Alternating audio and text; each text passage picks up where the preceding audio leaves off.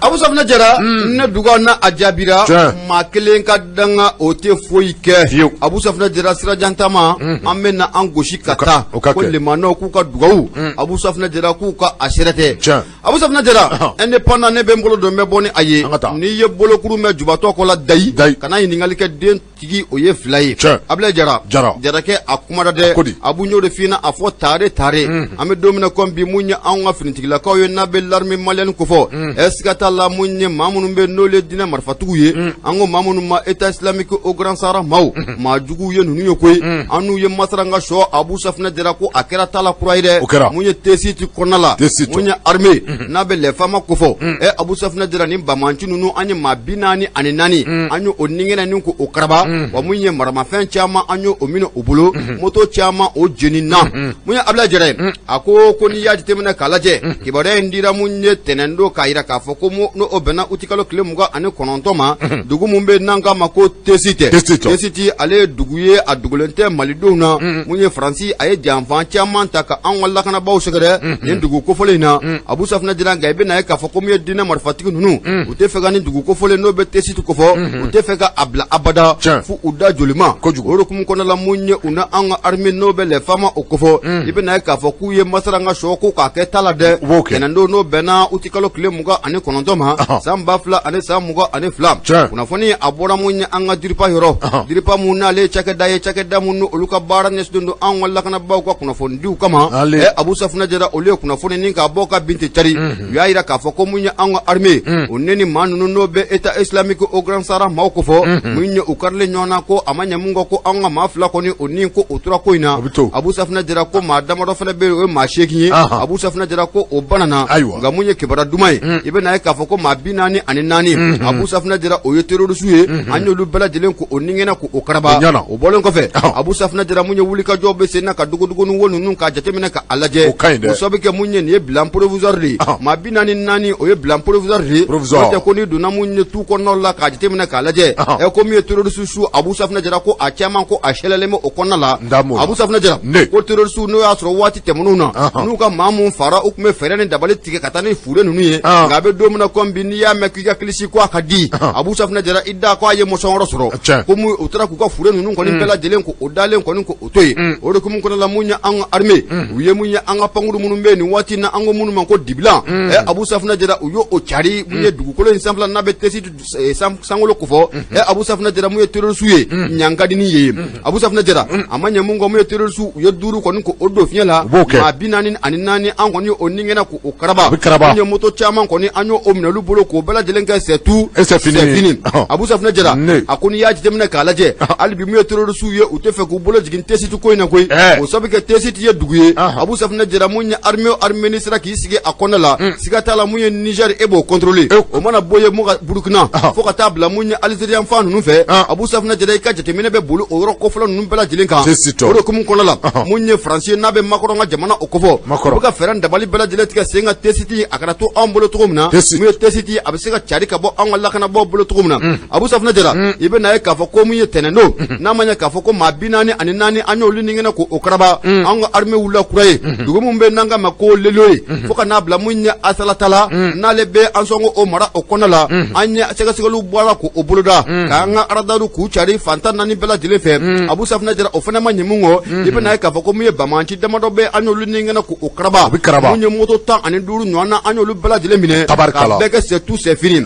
Abu Safna Jara a ko n'i ye ko in jateminɛ k'a lajɛ baara in ko a gɛlɛyara nin waati laban na terroriste bolo fo k'a fɔ ko a gɛlɛyara u bolo o sababu kɛ u hakili la k'a fɔ ko mun ye Mali armée an kun bɛ taabolo kɔrɔ mun na ka tɛmɛ ko o taabolo kɔrɔ kelen ko an b'o sen kan Abu Safna Jara u nana ye k'a fɔ ko mun ye den kura ko a bɛ gɔyɔ la wa tigiba ka fɔ la a ko n'i ye nin dugu kofɔlen ninnu jateminɛ k'a lajɛ an sɔngɔ mara ani ka taa bila mun ye T-Site ani ka taa bila mun ye Menaka mara la mun ye armée bɛ ka fɛɛrɛ dabali bɛɛ lajɛlen kɛ nin dugu kofɔlen ninnu a kana bi abada mun ye diinɛ marifatigi ninnu o tigɛ kɔnɔ cogo si la o de hukumu kɔnɔna la ko n'i y'a jateminɛ k'a lajɛ a bɛ nin ka waati jan kɔni o bɔ diinɛ marifatigiw dama faralen don ɲɔgɔn kan u bɛ ka fɛɛrɛ dabali bɛɛ lajɛlen kɛ dugu kofɔlen n'a bɛ T-Site ko fɔ o bɛ se ka u ka mara o kɔnɔna la cogo min na nka mun ye an ka armée Abu Safna Jara u ye leçon min laban mun kɔni k'o d'u ma tɛnɛndo u tɛ ɲinɛ o kɔ koyi ma binani ani nani abu munye kise abe bo sanfla la kasurutu kise abe bo dugumala la kasurutu sanji kise abu safna jara marfa kise ni ya mangame abu safna jara ya kabakodu abu safna jara munye fatrike bay abla jara akoko amanye mungo ma binani ani nani munye anwa arme yo bela jilen ningene ka akaraba amido mna ko bi eskata la arme monte en puissance abu munye nyadimindo kono dimi ko nuko ute kamanju binani nani yereke Yofa. C'est tout, c'est fini. Onyana. Abana. Moi, il y avait testé là. Moi, je suis bidé. C'est un point stratégique. Ah bon? Testé est doué. Abu Safna dira armée administrative qui a amené qui s'y a connu. Abana bi jamani. Niger il va contrôler. Il va contrôler. Qu'on faut être bon Niger ka balé là. Mali beti. Burkina. Qu'on faut être bon Burkina ka balé là. On est comme un France. À quel mec il n'y a pas eu. Aba akoju. Wami ya dina marfatuye ufana tefa oro imla bana tefa oro imla de nga bibina abe anga arme chedo ngulu tabarikala arme Abu Safna jira ayi joji me la montée en puissance ma binani aninani anyo ningena ko karaba unafani flani anya sama gabo indépendant ale kono abla jara ale sabaningala ya Abu Ibunya obala aywa tabarikala an won bi duwabu de ke halbi sebaya ala khadi anga arme ma ami bete kanu ka fo ni ya le bla ne ben tege do e ka do ka fo anga makoro ba fo ko ni ka do ka fo bana ko tala kala karka me ba do ka fo lala o ba ira ka fo ko aklame okay. Ka do ka fo me bolodo me boli sebe mini o twa ko le pays ka do ka fo Brahma Gindo ale ka sebe no Brahma Godi ka do ka fo M5 RP ka do ka fo M5 RP abeni na wa je kulu mimbe ni o be wole ko CMP ka do ka fo ko olu ye nwanyi bake ka do ka fo M5 RP koro so be ka do ka fo bela jeleme akalama ka fo utukalo clé muga c'est en 2020 me talke ka do ka fo la Brahma ale ka fanga la ka do ka fo jere je kulu mi ni olu wulila ka fara nywanga de twa koko M5 RP ka do ka fo ni M5 RP nta halaje mi me talke ka do ka fo ton chama de yere soro akono aka je ka do ka fo ma do be ka do ka fo haka jani olu be dine ko siraw ka olu bela jele i ka do ka fo yere soro akono ma ka do ka fo nunu nye wuli ka jo ka sebe buluda aka je ka do ka fo la Brahma ale ka fanga abiseka bitumna ba ka do ka fo M5 RP ka do ka fo jere jekulu munun ba kono olu koko ka do ka fo uka hakilati dore ni ka do ka fo abe wole ko changement ma ka do ka fo ubu yere wole ko force de changement ma ka do ka fo o force de changement mi ni o flenier so be wole ko M5 RP ka do ka fo nunu ka do ka fo uni ka do ka fo jere jekulu mi ni uye nywanye ka do ka fo ni o twa ko CMP na ale re nyama ka do ka fo docteur Alay Bokumye ka do ka fo ko uye nywanye belebeleke nywanye mi talike femina ka do ka fo uka fere ni dabali bela tige na manya ka foko ubu abu yere wole ka foko force de changement ka do ka fo uka je ka barake haka ja transition ka do ka fo ubisega ajuguruma tindi tuomna haka je ka do ka fo do no tawla election munu ni ulu be sira lo kada ka do ka fo abaro bisega ke jelia kono tuomna mi metal ke ka do ka fo njere jokulina M5 RP ka tabla ka do ka fo CMP la nunu nyenywanye ke ka do ka fo mi ni akra utukalo kle muga ani konondo ka do ka fo ukunye ndene ndemene nye mai ka do ka fo uyenywanye ke ka do ka fo to min jaba yala de CMP ale jabaye ko fo CMP ame wati mne ko mi bi anyema mbe mami mbolo o docteur Alay Bokumye Alay Bokumu ikado ka fo mado mi ni adugolende mi metalge kado ka fo M5 RP kado ka fo ale tonyema ikado ka fo ame wati mne ko mi bi o de ikado ka fo Buba Traoré ma ikado ka fo uye nywanye ke nywanye mi talge femna o de ikado ka fo uka fere ni dabali bela jele tige force de changement ikado ka fo namanya ka fo ko ube ka force de changement ko fo kana ke ikado ka fo dala kuma o kuma ikado ka fo akake kewale ka do ka fo mi metalge force de changement la akake kewale mi ka do ka fo ni jaman kono do mbela jele mi sika u hakila soro ala tromna jaman kono do mi sika nafa soro ka do ka fo changement akola tromi na manya ka fo Ibrahim Buhari Keita ni ale ka fanga ko o dafrila mai ka do ka fo tonje kul munu ni olu fara la nywanga ka do ka fo ko ukanka je ku bolo di nywama aka je ka do ka fo mamunu be ni olu be transition kuna bi ka do ka fo tablo mi fana be ula ka do ka fo ko uni sangoro talika kan ka so ke ka do ka fo ube wuli ka jola man force de changement mu ni u flani ka do fo ukanyanye bitalige feminga de ferani dabali belajele ka sika tige ka do fo ubisika je ka baro ke tumna haka je ka do fo jamani bisika develop tumna yirwa ale bisika sabati jamani ngono ina fo yirwa mu betaliga soroko o sirauka politiko o nasirauka haka je ka do fo adama do ni nwanje o sirau belajele bisika sabati tumna alai boku mi ka do fo krofo seve aye kuma chama fo ka do fo akoni ayira ka fo ale koni storme ka do ka fo ukafara nywanga wala sai ka do fo ubisika je ka jamani ka bara tumna alai boku kado ka fo ale koni ye maye mami be kado ka fo ni docteur Shokel Kukala Maiga koni kado ka fo asangoro taba belebele baide dangoro baide mi ni abe wule lieutenant Choguel ka lieutenant do. Awo. Choguel ka lieutenant do. Awo. O kuma ka do ka fɔ Alaye Bokum. Choguel ka lieutenant. Awo. N'a fɔ i y'a fɔ cogo min na. O kuma ka do ka fɔ cɛ do cɛ min ka do ka fɔ ni a bɛ Choguel kan ka a sankɔrɔma tintin. Awo. O kuma ka do ka fɔ n'a ma ɲɛ k'a fɔ ko M5 RP. Olu kɔni taara ka do ka fɔ ka taa bɔ Alaye Bokum la. Awo. Alaye Bokum ye min ɲini u fɛ. E ka do ka fɔ an ka fɛɛrɛ ni dabali bɛɛ lajɛlen tigɛ. Haka ja i k'a dɔn k'a fɔ tɔn jɛrɛjɛkulu minnu ni o filɛ nin ye i ka dɔn k'a fɔ transition a tɔ bɛ se ka sabati cogo min na ka jɛ ka transition k'a soutenir walasa i ka dɔn k'a fɔ transition bɛ se ka kuncɛ cogo ɲuman na lajɛlen bɛ a dɔn k'a fɔ transition a bɛ taa kuncɛ ni élection ye o kuma i ka dɔn k'a fɔ an ka fara ɲɔgɔn kan a ka ja i ka dɔn k'a fɔ don nataw la élection minnu ni olu bɛ sira la ka na a ka ja i ka dɔn k'a fɔ u bɛ se ka kɛ sababu ye ka o la gagner cogo min na a ka ja i ka dɔn k'a fɔ jamana in bɛ se ka bɔ gɛlɛya kɔnɔ cogo min na Basiri filɛ nin ye an ye min mɔ le pays kɔnɔ Birema Gindo ale ka sɛbɛn le pays Birema Gindo dɔgɔnɔkɛ a bɛ fo Abu Safunɛ Jara indicateur du renouveau ne b'ale sama ka gɛrɛnna n'i y'a bɔ ko 3620 bi arabadonya na ka bɛn mun ye uti kalo tile 31 ma san 2000 ani san 22 Abu Safunɛ Jara a bɛɛ na ta mun ye bilikan boli i dɔn wɛrɛ kɔni o dɔnnen don Algérie ani Faransi ni Algérie Abu Safunɛ Jara mun y'an ka belebele ye n'o bɛ maître Cheikh Umaru Konare ko fɔ maître Cheikh Umaru Konare ale dogolen tɛ an bɛ don min na comme bi malidenw na sanga ni waati bɛɛ lajɛlen na politique bunakun kɛnɛ kan a bɛ bɔ k'i fɛlata ni ka a sɛlɛ o de kumu kɔnɔ la k'i bɛ na ye k'a fɔ ko mun ye dimanche don n'o bɛnna uti kalo tile 27 ma san 2000 ani san 22 mun ye jabaramuso dɔ kɔni ka mun ye Cheikh Umaru Konare maître Cheikh Umaru Konare Abu Safunɛ Jara a ye kɔrɔfɔ mun kɔni n'a bɛ maa caman kɔni dusukun na nka Abu Safunɛ Jara a fɔli ko a kɛlen bɛ k'u kamanagan Abu Safunɛ Jara kɔrɔfɔ in tɛ dɔwɛrɛ ye mun ye maître Cheikh Umaru Konare a y'a jira k'a fɔ k'an bɛ don min na comme bi ko n'i y'a ye k'a fɔ ko mun ye an ka jamana in kɔrɔnfɛn fa Abu Safunɛ Jara ko gɛlɛya caman ko o bɛ a kɔnɔ la ko siga t'a la ko boloden kɔni k'o ka sin Algérie jamana la dɛ o sabu kɛ ko mun ye Algérie jamana Abu Safunɛ Jara k'i bɛ na ye k'a fɔ ko ale de kɛlen bɛ ka lafiya gɛlɛya ta ka bɔ a yɛrɛ kan ka sɔrɔ ka na gɛlɛya ni ka na a sɛlɛ an ka jamana a kɔrɔnfɛn bolo fɛ maître Cheikh Umaru Konare Abu Safunɛ Jara a kumana dɛ a ko n'i ye ko in jateminɛ k'a lajɛ jamana in bɛ taabolo min na bi n'o bɛ ba Maliba o kofɔ kɛrɛnkɛrɛnnenya ye an ka jamana kɔrɔnfɛn fan i bɛ na ye k'a fɔ ko a contrôle bɛ jamana mun bolo siga t'a la k'o ye Algérie ye Algérie ko a contrôle bɛ o de bolo o sabu kɛ mun ye taji ye sa n'o bɛ pétrole kofɔ Abu Safunɛ Jara o caman den de bɛ an ka dugukolo jukɔrɔ mun ye Kidali yan fan o kɔnɔna o la an ka jamana kɔrɔnfɛn fan ko mun ye taji caman den ko o b'a a kɔnɔna la mun ye maître Cheikh Umaru Konare hali bi a kumara a ko n'a ma ɲɛ k'a fɔ ko o kɛwale ko a bɛ sen na Algérie jamana fɛ ko Algérie tɛna sɔn abada k'a fɔ ko mun ye Mali ko an ka n'an ka kɔrɔnfɛn fan ka a contrôler bilen wa Abu Safunɛ Jara ko a baara ko a bɛ gɛlɛya fo k'a fɔ ko a bɛ gɛlɛya mun ye maître Cheikh Umaru Konare a y'a jira k'a fɔ ko mun ye san 10 kɛlɛ tɛmɛnen kɔfɛ ka bɔ yen o sabu kɛ mun ye terroriste ye u ye mun da mun ye Algérie jamana kan Abu Safunɛ Jara u yɛrɛ bɔ o kalama Algérie kɛlen bɛ ka fɛɛrɛ dabali jumɛn tigɛ ka sen kan mun ye terroriste ye a bɛ se k'u bɔ ale ka jamana kan cogo min na Abu Safunɛ Jara ni ka u sɛlɛ mun ye an ka jamana a kɔrɔnfɛn fan o fɛ o de kumu kɔnɔ la mun ye maître Cheikh Umaru Konare Abu Safunɛ Jara a y'a jira k'a fɔ ko mun ye an ka jamana in kɔrɔnfɛn bolo ko siga t'a la an bɛ don min na comme bi ko a ko kɔni kɛlen bɛ fɛn ye fɛn mun n'a bɛ maaninfin kɔni u kamana k'u gan ko mun ye Algérie n'i y'a jateminɛ k'a lajɛ ko ale yɛrɛ jɔyɔrɔ ka bon kosɛbɛ mun ye an ka jamana kɔrɔnfɛn fan yɛrɛ la ka tɛmɛ Faransi kan koyi o sabu kɛ mun ye diinɛ marifatigi minnu bɛ yen Abu Safunɛ Jara a ka ja fo ka taa bila mun ye est rebelle la n'u bɛ maa lamɛn n'u bɛ jamana lamɛn Abu Safunɛ Jara ko siga t'a la ko mun ye Algérie ko o don o bɛ Algérie lamɛn u b'a lamɛn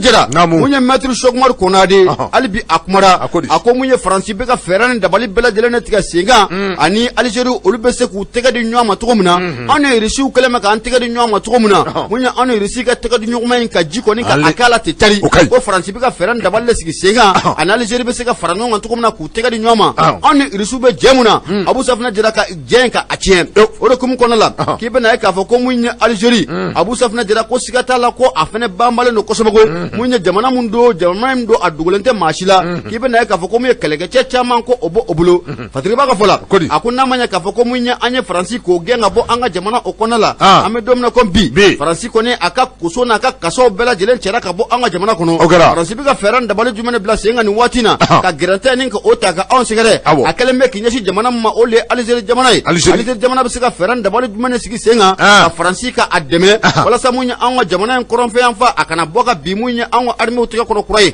o de kumu kɔnɔ la mun ye maître Cheikh Oumar Konare hali bi a kumana dɛ a ko mun ye Faransi masakɛ a ka nin tali laban na Algérie kɔnɔ la Abu Safinɛ Jara ko ni hakili b'a la a ye cikan mun ta ni ka Algérie masakɛ ni ka a sɛgɛrɛ a ko cikan ninnu n'i y'a dugudugumaw lajɛ k'a lajɛ i bɛna ye k'a fɔ ko a y'a yira mun ye Algérie masakɛ la u ka fɛɛrɛ dabali bɛɛ lajɛlen kɛ u bɛ k'a fɔ ko mun ye Wagner ko kuma mun Wagner kɔni ko a kana ta abada mun ye Saheli sanfɛla la Wagner a kana cun abada mun ye jamana minnu n'olu bɛ cɛncɛn fuga o sanfɛ Wagner a kana cun abada an ka jamana kɔrɔnfɛ bolo fɛ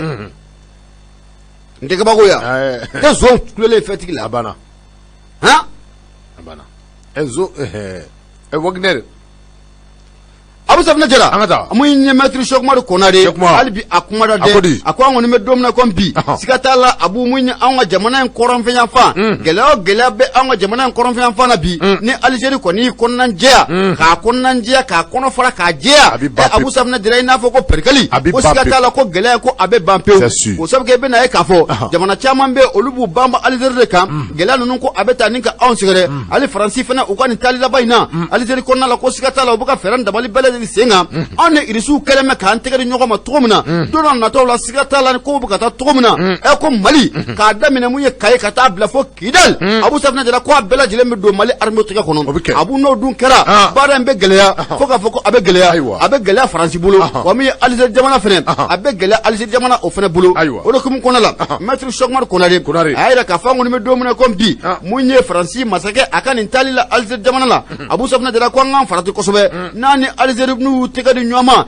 siga tɛ fɛn minnu u bɛna fɛɛrɛ dabali bɛɛ lajɛlen sigi sen kan irisiw ka kɛlɛkɛcɛ minnu bɛ anw fɛ yan nin waati in na olu na anw ka armée u bɛ ka baara mun ni ka a kɛ ko Algérie ni Faransi n'u y'u tɛgɛ di ɲɔgɔn ma ko a bɛ kɛ gɛlɛya ye baara in bɛ se ka tiɲɛ cogo min na nafolo kɔni filɛ nin an y'a sama ka bɔ indicateur du renouveau ale kɔnɔ sɛbɛnnikɛla de tɔgɔ mun ye a jamu tɛnɛ Abu i bonya o b'a la ayiwa bɛɛ kɛra k'a fɔ a jamu tɛnɛ an b'ale fo awɔ a y'a ɲɛfɔ a mɛnna awɔ an kɛrɛfɛ dugu ninnu dɔw an kɛrɛfɛ jamani a caman ŋaniya jɛlen tɛ ŋaniya jɛlen balu caman b'a la yɔrɔsi kɛlɛ in na i da selen filɛ Algérie min ma awɔ bɛɛ bɛ Algérie ta kalama ayi ni maa ninnu jabaya tɛ yɔrɔ wɛrɛ koyi u dɔnnen don koyi u jabaya ye yen de a banna u jabaya ye yen u jabaya de ye yen awɔ a wulibali don dɛ i y'a faamu u bɛ boli ka t'u da ye de u bɛna bundeli kɛ u jabaya ye de ka boli ka t'u da ye n'u ye kokolo kɛ anw fɛ yan awɔ u bɛ boli ka t'u biri a banna n'u ma boli ka t'u biri ye awɔ Niger nana fara han Niger farala kan o farala kan awɔ kɛlɛ ma nɔgɔn farala jugu kan a farala jugu nka Abu an bɛna mun f'i ɲɛna Ala kɛlɛ mana wuli maa ka nin disi da o ɲɛ dɛ ayi Mali ka ko in nin ye Ala kɛlɛ de wulilen a banna mun ye yɛlɛma Abu Safinɛ Jara n'a a baara n'a wagati n'a a sera n'i ko ko yɛlɛma ti kɛ Ala b'i malo k'a k'i ɲɛna walima a b'i faa a bɛ k'i kɔ fasa kan dɛ siga t'a la dɛ a bɛ kɛ wa yɛlɛma waati awɔ o de sera dɛ ni yɛlɛma sera n'i ma yɛlɛma nɔfɛ a bɛ yɛlɛma i kan a bɛ yɛlɛma n'i ye o walima a bɛ yɛlɛma i su a bɛ yɛlɛma n'i ye dɛ aramu diɲɛ bɛ taabolo min na ko bi tabarikala mun ye grand puissance ye u yɛrɛ y'a faamu fo k'a fɔ k'u y'a faamu kojugu i m'a irisiw kumana irisiw y'a yira k'a fɔ ko mun ye Faransi u kun hakili la k'a fɔ ko mun ye farafinna bɛɛ lawale la a tun bɛ togoya kɔrɔ mun na k'a fɔ k'a bɛna sigi o togoya kɔrɔ la bilen o tɛ yen ayi o banna o bɛ kɛ makan ngɔyaw da kɔnɔ tabarikala aramuden i bolo don n'Ala sɔnna bɛɛ n'i ka dɔn k'a fɔ ne bɛ n bolo don n bɛ bɔ ni sɛbɛn min ni o cogoya ko l'indépendant i k'a dɔn k'a fɔ ka kɛ ni u ka bibɔli ye Abdulu Danbele kɛnɛ a i k'a dɔn k'a fɔ ale sɛbɛnni nɔ don Abdou Kodi i k'a dɔn k'a fɔ an ka taa kalanko bunakun kan kɛrɛnkɛrɛnnenya i k'a dɔn k'a fɔ kalanso cɛmancɛrɛ kalanso min bɛ yen olu bɛ wele k'a dɔn k'a fɔ ko enseignement supérieur kɛrɛnkɛrɛnnenya minnu bɛ tali kɛ i k'a dɔn k'a fɔ kalanso minnu ni olu bɛ tali kɛ kɛnɛyaso o bunakun kan minnu ni o bɛ wele ko dɔgɔtɔrɔsow i k'a dɔn k'a fɔ maa minnu bɛ dɔgɔtɔrɔya kan k'a kalan kɛ olu bɛ kɛ kalanso minnu na i k'a dɔn k'a fɔ olu ka kunna kibaruya don min bɛ tali kɛ i k'a dɔn k'a fɔ Abdulu Danbele la a ko i k'a dɔn k'a fɔ ni hakilijigin don min bɛ tali kɛ i k'a dɔn k'a fɔ examen minnu ni olu tɛmɛna waati tɛmɛnen na i k'a dɔn k'a fɔ ɲɔgɔndan laban minnu ni a kɛra hali a ma mɛn kɛrɛnkɛrɛnnenya i k'a dɔn k'a fɔ ko o hakilijigin don min bɛ tali kɛ i k'a dɔn k'a fɔ ekɔliso 8 Baɲango la minnu bɛ i k'a dɔn k'a fɔ ni u ka kalan a taamɛ ka ɲɛsin i k'a dɔn k'a fɔ kɛnɛya ko o nasiraw ma santé i k'a dɔn k'a fɔ a yirala k'a fɔ olu kɛnɛya kalanso 8 Baɲango minnu bɛ yen i k'a dɔn k'a fɔ u ka kalandenw bali la ka examen ka ɲɔgɔn da k'a kɛ k'a sababu kɛ i k'a dɔn k'a fɔ ekɔliso minnu bɛ yen ni u bɛ ka kalan kɛ a kɔnɔ yirala k'a fɔ ekɔlisow caman de bɛ yen minnu ni u tɛ sariya kɔnɔ o tuma i k'a dɔn k'a fɔ min bɛ wele ko décision de création n'o ye i k'a dɔn k'a fɔ ka ekɔliso yɛrɛ k'a dayɛlɛ ni sɛbɛnfura minnu ka kan ekɔliso a dayɛlɛli la i k'a dɔn k'a fɔ a yirala k'a fɔ o sɛbɛnfuraw tɛ u bolo ni a bɛ wele k'i k'a dɔn k'a fɔ ouverture i k'a dɔn k'a fɔ ani création nu bɛɛ lajɛlen sɛbɛnfura min n'a ma ɲɛ k'a fɔ i bɛ kalanso dayɛlɛ a ka kan nin sɛbɛnfuraw bɛɛ lajɛlen danganiyaw ka k'i bolo kuma k'a dɔn k'a fɔ nin kalanso 8 min ne an bɛna u tɔgɔ fɔ a yirala k'a fɔ k'i k'a dɔn k'a fɔ waati tɛmɛnenw na ninnu ka kalandenw k'a dɔn k'a fɔ a bɛ se kalanden 100 caman maɲanko ma k'a dɔn k'a fɔ ko olu kɔni balila k'a dɔn k'a fɔ examen la k'a sababu kɛ k'a dɔn k'a fɔ école ninnu ka papier ntanya ye min bɛ tali kɛ k'a dɔn k'a fɔ institut national de formation croix rouge k'a dɔn k'a fɔ croix rouge i jɔ ye o de kabako ye minɛ a b'u kɔnɔ institut national croix rouge malien ne bɛ courage kelen min dɔn o tɛ wa awɔ dɔw kɛ croix rouge kuma fɔlen ko an bɛɛ dabali banna awɔ croix rouge bɛ sen ka ko y'o ye n bɛna min f'i ye ni mali kura ko tɛ bɔkun ti kɛ nin bɛɛ kalama koyi croix rouge awɔ croix rouge kelen i bɛ min dɔn min siège filɛ in fɛ jelibugu la a banna jelibugu la kɔni u tɛ sariya kɔnɔ a t'a kɔnɔ n'a b'a kɔnɔ kabi kuma ɲuman o to a bɛ ka fɔrɔ la ilaha illallah u tɛ sariya kɔnɔ premier cycle b'a la second cycle b'a la croix rouge awɔ a premier cycle o de bɛ sariya kɔnɔ nka u ka second cycle kɔrɔfɔ in bɛ tali kɛ u ka second cycle de kan i y'a faamu awɔ est-ce que awɔ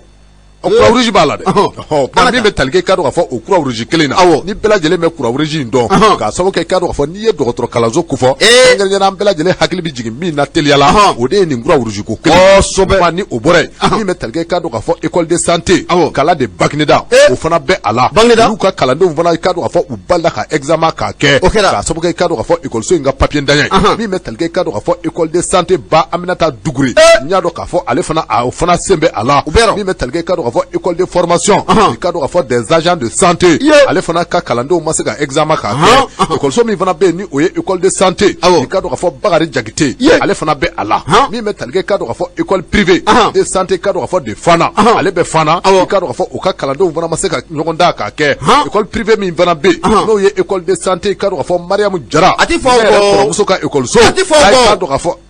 i tɛ bɔ yen wa aramu nin tɛ fɔ o kɔ ne nin fɔra ko jaralaka dɔ ka kalanso ma kabako a bɛ ne minɛ Mariamu Jara i balimamuso tɛ o don a tɛ sariya kɔnɔ ayiwa a t'a kɔnɔ ayiwa bi y'a kuma bila ka fɔ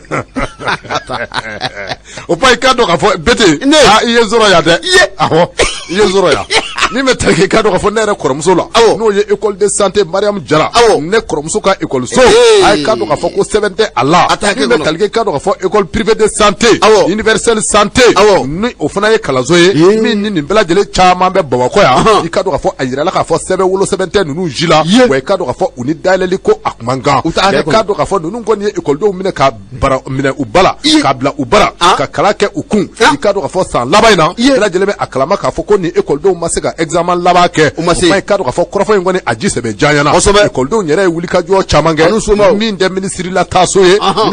ministre so la taa i k'a dɔn k'a fɔ u ye taa ka segin caman kɛ min bɛ a yira k'a fɔ u ka se ka bila u ka hakɛw kɔnɔ min bɛ tali kɛ i k'a dɔn k'a fɔ ministre ale ka ciden la kɛrɛnkɛrɛnnen i k'a dɔn k'a fɔ ministre so min ni a ɲɛsinnen bɛ k'a dɔn k'a fɔ enseignement supérieur ma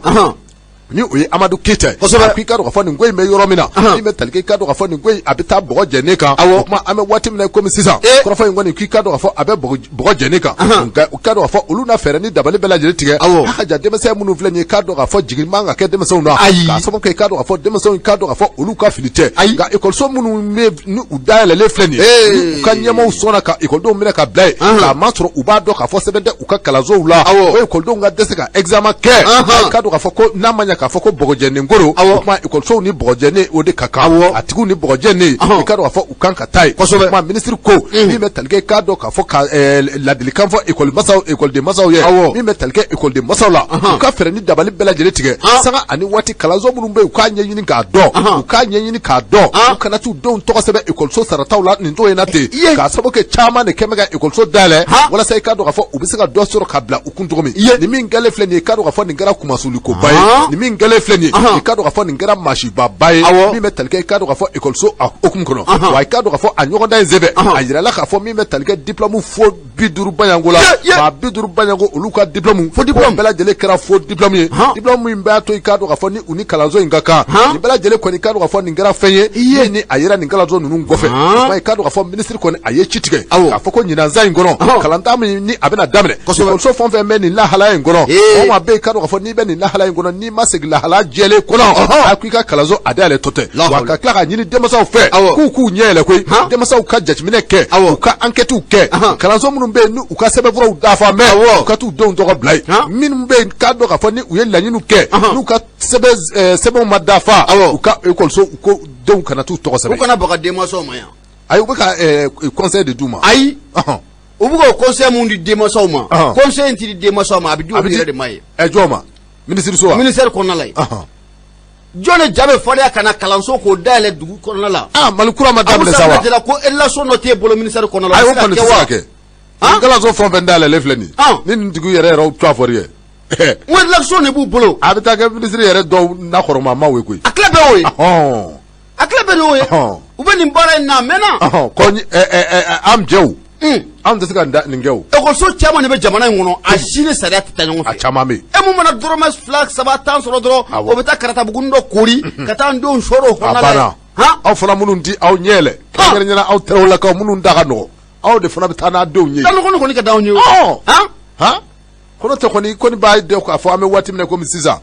a kalan kɔni a kan ka ɲɛɲini. koyi kalanko dɔrɔn tɛ koyi. fɛn caman bɛ ta. abu ko in ka ca. dɔgɔtɔrɔso bɛ ta koyi. hali waati tɛmɛnenw na ministère u ma bɔ n'a ye k'a fɔ ko mun ye clinique mun bɛ jamana in kɔnɔ k'a bɛ se clinique 400 kɔ ma. k'u bɛna larawuli daminɛ. k'a si tɛ sariya kɔnɔ. k'a si tɛ sariya kɔnɔ. 400 ani kɔ. wa nin ye nin dɔnna ye n'i jiginna duguma ekɔliso ninnu na minnu bɛ wele ko fondamental. o kɔni ye kojugu kɛ. voilà bon n'a ma ɲɛ ko Mali kura daminɛna nin bɛɛ de kan ka larawe dɔɔni dɔɔni. bara bi. non nin bɛɛ de kan ka larawe. awɔ si possible papier tɛ fɛn o fɛn na k'a bɛɛ datugu. a banna. denw ka taa fan wɛrɛ. a banna. siga t'a la. alors a bɛ kɛ ten o. kunnafoni filɛ. ni ala sɔnna ma. n'ala sɔnna a bɛ ɲɛ. ayiwa n'an bɛ taa. an bɛ se. tabarikala. radio ye Nura FM ye 94 tɔmi murumuru 5 laseli an b'o kɛ ka bɔ jalakɔrɔji koɲumani wɛrɛda la. wele sira 76 33 43 03. abu le pays ne bɛ n bolo don mɛ bɔ ni a ye. mun ye Mahamadu Jara i balimakɛ a kumara. a ko mun ye kalanta mun ye san 2000 ani san 22 ka taa bila mun ye san 2000 ani san 23 la. waati mun fɔlen don an bɛ don min na ko bi. Abu Safinɛ Jara ko a kuma ko a sɛbɛkɔrɔ cayalen. maa caman bɛ k'i fɛlata ni k'o lase. mun ye fasirikɛba ye n'o de bɛ Mahamadu Jara. a y'a jira k'a fɔ ko mun ye ɲinɛ kalantan 2022 2023 i bɛna ye k'a fɔ ko minisiri so mun bɛ n'o ka baara ɲɛsinnen don duguma kalanko ɲɛnabɔli o ma. Abu Safinɛ Jara u ka secrétaire mun bɛ n'o b'u ka sekali kɔfɔ ale kɔni bɔra ka kunnafoni ni ka bɔ ka bin tɛ cari. kunnafoni mun kɔnɔna la a y'a jira k'a fɔ ko mun ye kalanw bɛɛ lajɛlen ko o bɛna taa k'a daminɛ mun ye kilasi fɔlɔ la ni ka taa bila mun ye kilasi 12 na ko mun ye kalo kura mun n'o bɛna jɔ sini n'a bɛ septembre kalo kɔfɔ o tile 16. Abu Safinɛ Jara ko kalanw kɔni ko o bɛna taa. Abu Safinɛ Jara n'o fana bɔra mun ye ekɔliso minnu bɛ n'an ko ma ko agro pastoral olu ye sɛnɛkɛlaw ka ekɔliso ye k'olu kɔni ka kalan ko bɛ taa mun ye octobre kalo tile 3 san 2000 ani san 22. abu mun ye dati mun ni a bɔlen filɛ ka bin ta a kuma ko a sɛbɛkɔrɔ cayara. o de kumu kɔnɔ la mun ye Mahamadu Jara a y'a jira k'a fɔ ko an bɛ don min na ko bi mun ye kalanfaw ye ani ka taa fara mun ye den mansaw kan ani maa minnu fana bɛ n'olu ye partenaire ye ekɔli partenaire ye. Abu Safinɛ Jara ko maa caman kɔni ko sɛgɛrɛ in kɔni ko a dogolen tɛ maa si la. a fɔni mun n'a bɔra ka bi k'a jira k'a fɔ ko mun ye kalan k'u bɛ taa mun ye kalo kura tile 16. Abu Safinɛ Jara ko a ma dogo maa si la. Abu Safinɛ Jara i bɛ na ye k'a fɔ ko nin kibaruya in ko a bɔra mun ye ministère yɛrɛ a secrétaire général de da kɔnɔ an ko maa ma Kinan Aga Gadega Kinan Gadega. Abu Safinɛ Jara ale de ye kibaruya in k'a bɔ ka bin tɛ cari. kibaruya mun kɔnɔna la a y'a jira k'a fɔ ko septembre kalo tile 16 o mun n'a bɛ nalen siga t'a la ko min ye kalan k'u bɛ dayɛlɛ kalanso fɔlɔ ka taa bila 12 na olu ka dayɛlɛli ko baaraw bɛ kɛ septembre kalo tile 16 mun ye école agro pastoral ninnu ye n'a bɛ sɛnɛkɛlaw ka kalanko kofɔ n y'o de f'i ɲɛna n k'a ko octobre kalo tile 3 ye mais mun ye n kamana gan minisiri bɔra Segali bɔra Kinan Gadega a bɔra k'a fɔ ko le 16 septembre nka Abu Safinɛ Jara le 16 septembre yɛrɛ bɛ bɛn don ma u m'a jateminɛ de yan. u m'a jateminɛ. n ka bɛn juma de ma. juma. c'est un vendredi. e de la ka kalan tatɔ juma. semaine ça c'est la fin de la semaine. Abu i b'a sɔrɔ ninnu est-ce que ninnu bɛ calendrier ko yɛrɛ kalama. alors ayi ça c'est la fin de la semaine. ayi n bɛna mun f'i ye. n bɛna mun f'i ye. juma. n bɛna mun f'i ye. o tuma n'an taara juma. ni juma banna an bɛ tila ka samedi ni dimanche k'o bila tun. mais qu'est-ce que ça ne va pas là. ayi sa fɛn min b'a kɔnɔ la aw m'a faamu. mun b'a kɔnɔ. aw m'a faamu. mun bɛ yen. fɛn min bɛ nin kɔnɔ. tugu ka baara de don. tugu ka c'est-à-dire i b'a dɔn wagati bɛɛ lajɛlen u bɛ problème de la déplacer quoi. walahi. au bout problème la déplacer. Oui. Tout ça c'est pour nimbe kamrobla koro kono quoi. Note un cadre. Ministère cadre Ségal et petit sigi trop ko kala metal le 16 septembre ibado ko le 16 septembre ko be juba de ma. Juma donya doma. Et puis fana beta wakati muna kalo ba chamanche de la. Aïe. Kalo ba chamanche la. Oye chien doye. Nga juma na mainde chien ka jugu ka teme hali kalo ba chamanche kanka. Ala kanye kadama. Amina rabi. Ala kanye kadama. Amata.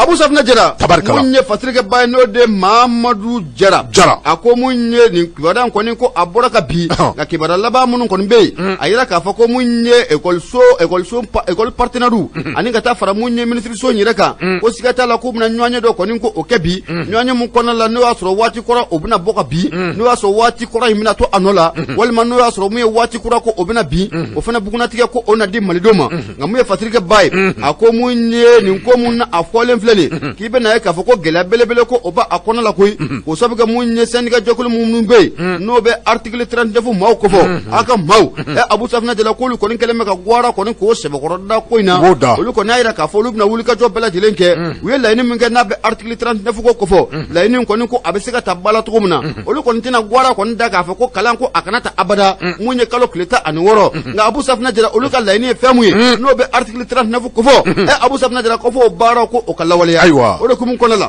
munye Mamadou Jara ako bara ko ko abena gele foko afoko abe gele sabu ga munye la ko metri munun flani angu munun ma science du 15 octobre 2016 Abu Safna Jara wati temenina ko ni yu ka la ni nunu bela delenka asunzuro folo o ma soro do wara fe ko munye jamana amarko kumbe anwa jamana oka ngana manya ka foko amarko ko awulla ka bo anwa jamana ka la ko metri nunu ube fe ga munye ko kelge bere ninga atakura de o de kumun kono la ni ya jemne kala je fenjuman na article 39 ninga na akuma da ka asebe ko chaya muye transition konna la patrika bako anga segu doli akoni yakli bala me docteur Sogal ko kala maiga ni wati na afari mandia lambe dugoke alaka lafiya ko di ama san 2021 o konna la na ka foko ale musakani ndo shele muye yante maukuna Abu Safna Jara ore kera sababu ye muye la ko metri munu me article 39 no fe dawulila ida ka foko o fo o mu bara munu o kera dawulila na ku ka blo o ka aka konna la angoni me domina kom bi Abu Safna Jara sika fo itala munye la ko metru ka senika jekulu nu une gouvernement avec galade aywa avec ala kanye kadam amina rabi na foni flani anya sama ka bamu le pay kona la Mamadou Jara ale sama ngala Abu Ibunya ba aywa ameta sugu bede kado ameta sugla Abu Safna Jara sikata la munye kengele ro wasulo na be Badrissa Keita na ka chedon ko fo ambe fulita nunku usegare kengele ro wasulo numéro 1 no de fiena ale flani ni beta jala kordi yani kase merima ibi nuya mfana je munye dangoro bay dale mbe jalo no bora sa ni beta jamsa bugula ni temena munye ni mana egidro yera ko nku yela kaba ibe metri damoro ni ku boli ibi kinife enfan ko laje munye Keita ale fena dalimi belebele ina sano be Badrissa Keita ko fo ame fulita ninka asegere ibolo shele bede karo ka fo ne ben bolo do e ka do ka fo bamanon ba foko ni kelema ke ka do ka fo seba atido ma e ka do ka fo na manya ka fo ko ministre muso ni be talke ka do ka fo kalango ale buna kunkan na ka secrétaire général na manya ka fo ko olu ye do fo ni ka do ka fo septembre ko le temps ani woro ko be kalandama syndicat mi be école maître Twala no ye ka do ka fo sineki ale nyama bani o ye Mustafa Ejite ka do ka fo ale ko nyahindo mi be talke ka do ka fo septembre ko le temps ani woro kalanda ko kuma mi be uda ay ka do ka fo jite ko aketo te bi wa aketo te shini awo deux poids deux mesures aba ma ministre so syndicat fana puissance be ulahwe angata fona ma no de mi me talike ka do ka fo Yusufu Konate akui ka do ka fo na manya ka fo ko ministry ale ko ni akadati fora ngere ne ka do ka fo ka keni kalango ale buna kunye ibora ki dadu krofo mi na 600 no ye ka do ka fo ko nyina ekolita ka do ka fo ablale me septembre ko le temps ani worola ka do ka fo mi be talike ka do ka fo sinekila sineki ka do ka fo o ye syndicat national de l'éducation et de la culture ya do ka fo ame wati mina ko me bi ale nyema ni o ye a secrétaire général o twa ko Mustafa Ejite ma Mustafa Jite ka do ka fo nunu nye ka do ka fo école kramo ko la fasali ton nyema de o ka do ka fo ale ko ni ka do ka fo o ye jalaki belebeleta ka ministre la ka ku secrétaire sabu ka do ka fo mi be talike syndicat la lu ko ka fo ko gouvernement a quel filɛ ka kalanta waati min fɔ nin ye kɛrɛnkɛrɛnnen ka dɔn ka fɔ min bɛ tali kɛ ka dɔn ka fɔ école fondamentale la i ka dɔn ka fɔ enseignement secondaire fondamental préscolaire ka dɔn ka fɔ u ye u dabɔ ka kɔrɔfɔ min fɔ min bɛ tali kɛ ka dɔn ka fɔ école ta waati la ka dɔn ka fɔ min bɛ tali kɛ ka dɔn ka fɔ syndicat la olu k'i ka dɔn ka ko nahin don k'a sababu kɛ ka dɔn ka fɔ ministre kɛlen filɛ ka date min fɔ nin ye ko ni nin don sera ko min bɛ tali kɛ ministre ale yɛrɛ n'a ka dɔn ka fɔ a ka secrétaire général la ko fɔ n'olu taara classe kɔnɔ ko n'o tɛ k'i ka dɔn ka fɔ ko école maître tatɔ tɛ le 16 wa tatɔ tɛ ko ni le 3 ma se a kana kɔrɔbɔ dɛ bientôt an kɔni b'an ka ɲɛmɔgɔw kɔ a kana kɔrɔbɔ monsieur a kana kɔrɔbɔ dɛ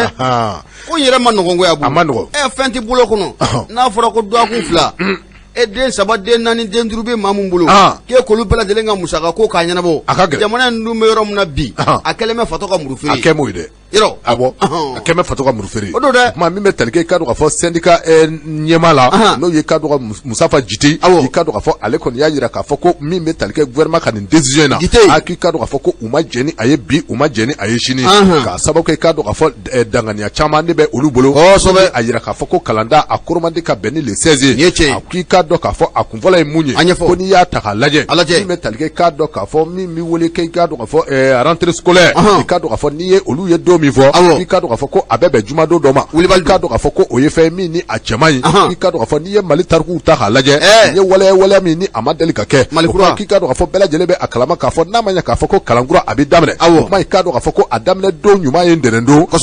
tarata araba o ko u bɛɛ lajɛlen bɛ faamu nka min ye k'a daminɛ jumadon i ka dɔn k'a fɔ ni juma bɔra yen sibiri ani kari ninnu bɛɛ lajɛlen ye sɛgɛnnafiɲɛbɔ ye o kuma k'i ka dɔn k'a fɔ kalanda bilalen filɛ don min na k'i ka dɔn k'a fɔ ko don kɛrɛnkɛrɛnnen tɛ wa i ka dɔn k'a fɔ ko a daminɛ don ɲuman tɛ u ye i ka dɔn k'a fɔ o ye syndicat ka kuma fɔlɔ ye kuma filanan bɛ tali kɛ mun kan i ka dɔn k'a fɔ syndicat ko min bɛ tali kɛ i ka dɔn k'a fɔ an bɛ waati min na komi bi ko yali ka dɔn k'a fɔ min bɛ tali kɛ gɛlɛya la bɛɛ lajɛlen bɛ a kalama k'a fɔ ko gɛlɛya bɛ yen baloko gɛlɛya bɛ anw ka jamana in kɔnɔ ko yali ka dɔn k'a fɔ gouvernement bɛ se ka école masa minnu bɛ yen i ka dɔn k'a fɔ ni se tɛ olu ye ka fourniture scolaire n'o ye kalandenw ka kalanden minɛnw ye i ka dɔn k'a fɔ se tɛ maa minnu ye ka olu san ko yali gouvernement bɛ se ka don o garanti kɔrɔ wa ani septembre kalo tile 16 cɛ ko ni gouvernement bɛ se ka don o garanti kɔrɔ u ka don o kɔrɔ ko n'u tɛ se ka don o kɔrɔ n'u b'a dɔn k'a fɔ mɔgɔw bɛ baloko la i ka dɔn k'a fɔ gɛlɛya caman de bɛ yen o tuma n'a ma ɲɛ k'a fɔ ko o ye gɛlɛya dɔ ye ko kalan a ta man di i ka dɔn k'a fɔ u ko aspect sabanan ye mun ye i ka dɔn k'a fɔ olu ka laɲini sabanan ye mun ye ko n'i y'a ta k'a lajɛ n'i taara anw ka kalansow caman kɔnɔ bi i ka dɔn k'a fɔ surtout que an bɛ samiya na nin waati in na n'i bɛ tali kɛ kalanso caman na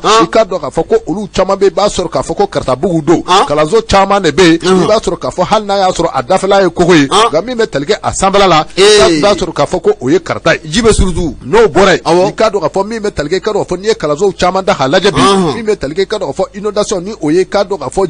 jizo ye i ka dɔn k'a fɔ o don bɛ maa dɔw kan i ka dɔn k'a fɔ an bɛ waati min na komi sisan olu dɔw bɛ kalansow kɔnɔ ninnu bɛɛ lajɛlen ye gɛlɛya ye syndicat ka fɔ la min b'a to i ka dɔn k'a fɔ ko kalan a ta man di ka kɛ ni ntɛnɛndon ye k'i bɔ yen i ka dɔn k'a fɔ segali ko n'o ye anw ka secrétaire général ye sinɛki a ko i ka dɔn k'a fɔ n'a ma ɲɛ k'a fɔ ko kalan a bɛ ta kɔrɔlen a bɛ kɛ kɛcogo min na i ka dɔn k'a fɔ a ma kɛ ten o tɛ dɔwɛrɛ dɛ kɔrɔlen a bɛ kɛ cogo min association des parents d'élèves n'o ye école masaw somaw ye i ka dɔn k'a fɔ olu ka taa fara i ka dɔn k'a fɔ comité de gestion kan i ka dɔn k'a fɔ ka taa fara syndicat des enseignants kan haka ja ani gouvernement yɛrɛ ka maabɔw i ka dɔn k'a fɔ sigikafɔ de bɛ kɛ i ka dɔn k'a fɔ jateminɛw bɛ lajɛ a bɛ lajɛ ni filen bɛ se ka biri filen kɔnɔ walasa ka don kɛrɛnkɛrɛnnen dɔ fɔ kalan a bɛ se ka ta o la cogo min na ko o baara in de ma kɛ u fɛ o tuma don min ni a fɔlen filɛ nin ye nin ye ninnu maa fila ka don fɔlen ye o tuma k'u ka sigi a kan k'a fɔ ko u kan bɛ ko le 16 min ni le 16 sera ko n'u yɛrɛ bɛ taa kilasi kɔnɔ k'u ka taa nka min bɛ tali kɛ olu école maître la ani denmansaw écoledenw ko kalan tatɔ tɛ le 16 qu'il pleuve ou qu'il neige qu'il y aura pas de reprise le 16. Pleuve ou qu'il neige. La hawla. I kulo b'a la. Baara gɛlɛyara. Ne ma fɔ dɛ. Ayi. Min sɛbɛnna de n y'o de kalan. Jite de ko ten. Jite de ko ten. Awɔ. Ala k'a ɲɛ ka d'a ma. Sigiyafɔ filɛ. An ye min fɔ i ka soir de bon. Abu. Sigiyafɔ o ye damu ye. Yusufu Konate ka sɛbɛn don. Sigiyafɔ ye damu ye. O ye damu ye. Mun ye Baɲɛ Kɔnɛ. Baɲɛ Kisɛ. Mun ye Kuralekaw ka belebele. Kuralekaw ka belebele. Minnu den. Nin waati in na a nalen bɛ. Ayiwa. An bɛ foli ta ni ka a sɛgɛrɛ Itali. K'a fɔ a ɲɛna ko a Kɔnɛ. nouvelle horizon abu ne be mbolo do meboni ale munye Mahamani Touré akumara ako munye bama chikoro nunu ama fa mamunu mako rebelu no ye mouvement national de libération de l'Azawad Abu Safna Jara kame domina kombi ko jamana marabo konun ku ka don ka fo ni ma nunu Abu Safna Jara udongu ngara femu ye anwa jamana konala no be indépendance ko fo Azawadi Abu Safna Jara kuma babu inka ablade munye labe ko abesina munye Fadrike Baye Mahamani Touré ayira ka fo ko munye mouvement national de libération de l'Azawad damason kumala nanga mako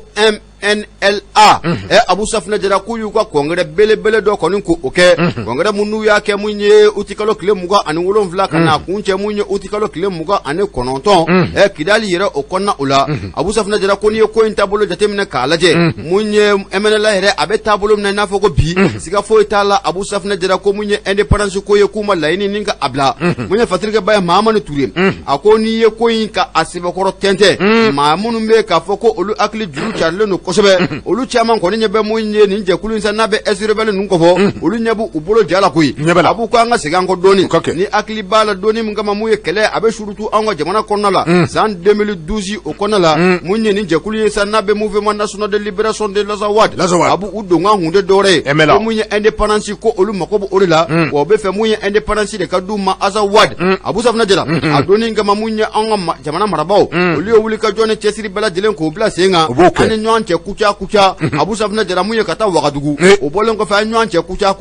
kata nyira soro munye Algérie o konala amanya munko be na ka foko san 2015 on ni bamanchi ko nunu sikata la bolono black la sebena sebam nanga mako accord d'Alger Abu Safna Jara akoni yaji temna kalajo o accord d'Alger ablale senga foko na blabila abeninga sangulo vla koni ko ubo Abu Safna Jara munye ni bamanchi ko nunu u kon dusukun sobe ko torlendo ko sabke munye laini chamambe Abu Safna Jara ko o masabati Fadrike Baye fola ako MNLA mawi weni la jera munke munye utikalo kile mungo anu wolonvla Abu Safna Jara ninga na bla akile mungo ane konontona yo kuma chairman ko ofo kuma munun konala yaira ka fo ko bolona bla sebana accord d'Alger abe ninga na sangolonvla ko obo onata be ko munye accord d'Alger ko bara konin ko otika ke ali ko adina fo mamunu muka fanga marabi Abu Safna Jara ko tika ko konin ko kata bala oro kum konala munye ni je kulu na be MNLA ko fo yalla ni ka fo ko feran dabali bela jelenga ke ko accord d'Alger ko akata bala wa we laini ke munye mamunu mbe ka fo nwati na ku be sema kono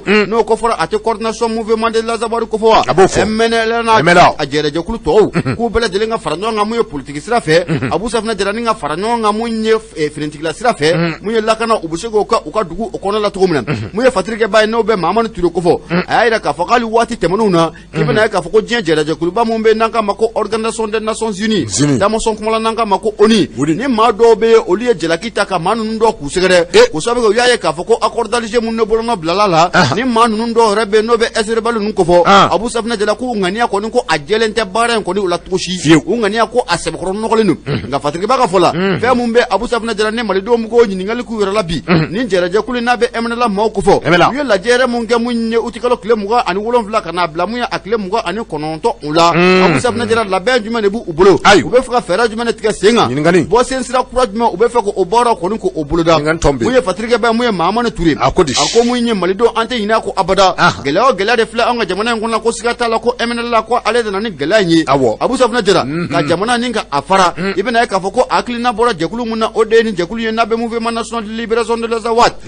abu okufo Abu Safna Jara ni jera jekulu ibena ka foko ye malido ya kaba ko ku yo da anka wati temonuna ako Abu Safna Jara ibena ka foko ni manu sigata la anga jamana marabau ubeni nganu do aljina kono nga albini manu kono ku utefa ibena ka foko dagabana mabulu be duma muye joro baw be ta kalfo uma obenata ni manu kono ku utika fa ko aklite dora muye jamana abeseka kla to muna jamana ko abeseka boroto to muna muye Fadrike Baye Mahamani Touré ako ko munye MNLA mo na be mouvement national de libération de l'Azawad na abo okofo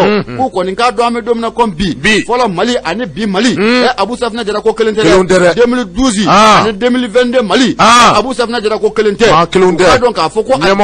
asuriya fara ajiyaka dona na to ko sikata la munye Mali drapeau abeta munye glo ko Kidali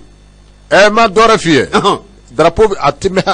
am yele Kidal de abana drapeau bi yɛlɛ Kidal a bi yɛlɛ ka yɛlɛ ka jigi kɛ kosɛbɛ a ton appel kunnafoni kɔni filɛ nin Abu Safinɛ Jara an y'a sama ka bɔ nin waati na nouvelle horizon ale kɔnɔna la Mahamadu Ture ale sɛbɛnnikɛla ye Abu i bonya o b'a la n'Ala sɔnna i bɛ nin bete ka dɔn ka fɔ awɔ teliya la min bɛ talikɛ ka dɔn ka fɔ le pays la min don a kɔnɔ waati n'a fɔ i y'a fɔ cogo min a koronnen don kuma ka dɔn ka fɔ ko an ka taa Masina min bɛ talikɛ ka dɔn ka fɔ Masina dugu fila bɛ ka dɔn ka fɔ a fɔra ka fɔ gɛlɛya kun bɛ ninnu ni ɲɔgɔn cɛ min bɛ talikɛ ni dugu fila in na ka dɔn ka fɔ a bɛ san 60 ani san 4 bɔ i ka dɔn ka fɔ gɛlɛya ni o bɛ wele nanzarakan na ko conflit ka dɔn ka fɔ ko kɛlɛ ko a sɛbɛ ji kun jamɛ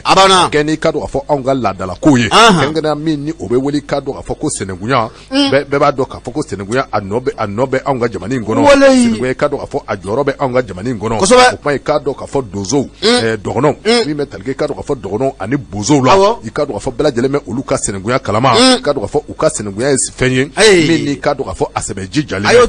ka dɔn ka fɔ olu ka senenkunya ye fɛn ye min ni a ti kɔrɔbɔ waati sɔsɔgo ye kuma ka dɔn ka fɔ min bɛ talikɛ dɔgɔnɔkɛ la dɔgɔnɔkɛ kɔni a ye fɛɛrɛ ni dabali bɛɛ lajɛlen tigɛ a ka ja i ka dɔn ka fɔ bozokɛ fila min bɛ yen walima i ka dɔn ka fɔ bozo daga fila min bɛ yen i ka dɔn ka fɔ ni gɛlɛya kun bɛ u ni ɲɔgɔn cɛ san 60 ani san 4 tɛmɛnen kɔfɛ i ka dɔn ka fɔ ale kɔni a ye wuli ka jɔ bɛɛ lajɛlen boloda walasa i ka dɔn ka fɔ bozodugu fila in olu bɛ se k'u tɛgɛ di ɲɔgɔn ma cogo min na i ka dɔn ka fɔ a bɛna fɔ an ɲɛ bɛ a la cogo min na talikɛ ka dɔn ka fɔ bozodugu a ɲɛmaa filaw la i ka dɔn ka fɔ u ye u tɛgɛ di ɲɔgɔn ma i ka dɔn ka fɔ ko nin kɛra ko ye ko min ni i ka dɔn ka fɔ a yiriwara kosɛbɛ bozodugu fila in kelen to a ko Mieru i ka dɔn ka fɔ kelen to a ko Kɔnkuru i ka dɔn ka fɔ ninnu ye bozodugu ye minnu ni ka dɔn ka fɔ gɛlɛya kun bɛ u ni ɲɔgɔn cɛ i ka dɔn ka fɔ san 60 ani san 4 tɛmɛnen kuma i ka dɔn ka fɔ gɛlɛya in sinsinna kabini ka dɔn ka fɔ juillet kalo tile 28 i ka dɔn ka fɔ 1958 san 1958 i ka dɔn ka fɔ wa gɛlɛya in i ka dɔn ka fɔ a nana kunfori ka bɛn i ka dɔn ka fɔ août kalo tile 30 tabarikala san 2022 n'i y'a ta ka lajɛ san 50 ani san 4 walima san 60 ani san 4 sa i ka dɔn ka fɔ u bɛ o bɔ kɛlɛ la kɛlɛ in kɔni i ka dɔn ka fɔ ko ji kɛra a tasuma la wa i ka dɔn ka fɔ an bɛ waati min na komi sisan autorité minnu bɛ nin dugu ninnu jɔ a la kɛrɛnkɛrɛnnenya i ka dɔn ka fɔ autorité politique n'o ye politique maaw ye diinɛmaa minnu bɛ yen ka taa se i ka dɔn ka fɔ commandantakaw ma bɛɛ lajɛlen kɔni i ka dɔn ka fɔ ko u nisɔndiyara talikɛ i ka dɔn ka fɔ Masina yɛrɛ ale commandant de cercle la n'o ye i ka dɔn ka fɔ Baba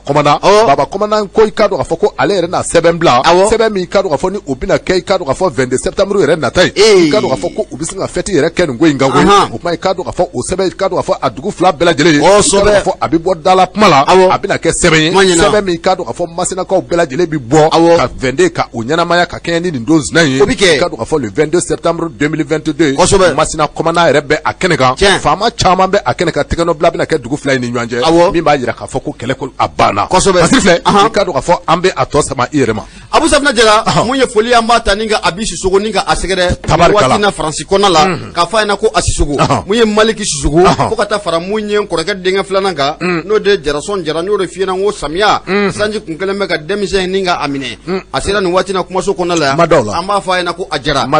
le pays ne bɛ n bolo don n bɛ bɔ ni a ye mun ye fasirikɛla jɛkulu nin y'olu ka fasiri ye Abu an ka taa Banaba n'an taara Banaba mun ye Banaba ko n'i y'i ko n'i ma se Banaba Abu Safinɛ Jara ko nɔrɔ t'i la awɔ tiɲɛ dɛ awɔ n'i y'i ko n'i ma se Banaba nɔrɔ t'i la n'i y'i ko n'i ma se Banaba mami mani ko n'i ma se Banaba nɔrɔ t'i la Abu Safinɛ Jara Banaba ka di dɛ waati sera a sera nin tɛ kibaruya duman ye an ka taa Banaba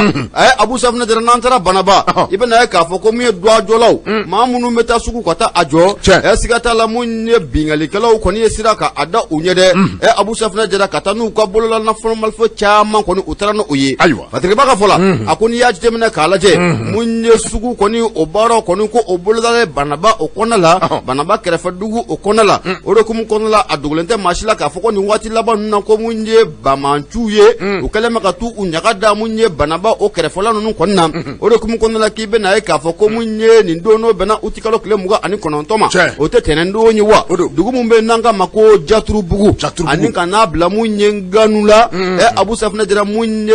Bamantu ye sa n'a bɛ bandu kofɔ o taara sira kɔni k'o da maaw ɲɛ maa mun natɔ ka b'u ka sugu jɔ la ka taa sira kɔni ka a da u ɲɛ mun ye moto fila u y'o minɛ moto mun n'an ka ma ko Awjini Abu Safinɛ Jara mun ye ka bɛɛ lajɛlen da disi kan nafolo bɛ Mahamadu kun y'a bɛɛ lajɛlen tarabaso ni ka taa n'a bɛɛ lajɛlen y'an kɔni bɛ don min na comme bi enquête kɔni dayɛlɛlen don wa mun y'an ka lakanabaaw bɛ ka wuli ka jɔ ni cɛsiri bɛɛ lajɛlen bila sen kan mun ye banaba a n'a dugudugu ni wo bɛɛ lajɛlen na maa mun ye nin kɛwale ta ni ka duguladenw k'u sɛgɛrɛ u bolo bɛ se ka da u kɔ cogo min na don n'a nataw la telefɔni filɛ nin ye an y'a sama ka bɔ le pays ale kɔnɔna la mun ye fatirikɛla jɛkulu ye nin y'olu ka fatiri ye Abu Ibonya o b'a la an tɛ bi ta ye mɔntɔ k'a da yan an t'a mɔntɔ k'a da yan waati sera an ka bila an kɔrɔ a yafa ma Ala sɔnna waati dɔw la an bɛ to ka yɛlɛ Ala ka an bɛ miniti kelen facture an b'o sara Ala ka ɲɛ d'an ma Abu Safinɛ Jara poisson kalifalen don Mahamadu Adama Mayiga fɛ an bɛ foli ta ni ka a sɛgɛrɛ mun ye nin waati in na an bɛ Maduko fo ka taa bila mun ye Awa Kabala an b'a fo Jarasɔn Jara Malik Sisugo Gawusu Keyita Jata Manimasa ale fana sera kumaso kɔnɔna la nɛgɛ kɛrɛfɛ Yakuba Gindo Malik Jibril Jabate Facebook karamɔgɔ sa o de Burama Tarawele kuma bara Abu Safinɛ Jara Boubacar Tarawele Beti wa salam a k'an bɛn